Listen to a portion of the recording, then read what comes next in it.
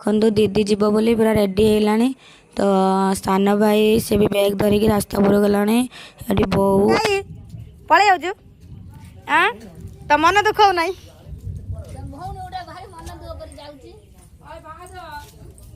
ତ ଦିଦି ଯିବା ପାଇଁ ପୁରା ରେଡ଼ି ହେଲାଣି। ସାନ ଭାଇ ବୋଉ ଆଉ ଭାଇ ପିଉସୀ ଯେତିକି ସବୁ ଆମର ବନ୍ଧୁବାନ୍ଧବ ବି ଆସିଛନ୍ତି ସେ ସବୁ ରାସ୍ତାକୁ ଚାଲିଲେଣି ତାକୁ ବିଦାୟ ଦେବା ପାଇଁ।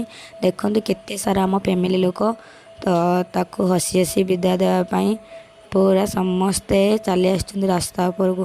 ତ ଦିଦିର ବି ଇଚ୍ଛା ନଥିଲା ଯିବା ପାଇଁ, ତ ତା ପୁଅର ପରୀକ୍ଷା ପାଇଁ ସେ ଯାଉଛି, କିନ୍ତୁ ସେ ଦେଖନ୍ତୁ କାନ୍ଦି କାନ୍ଦି ବି ଯାଉଛି।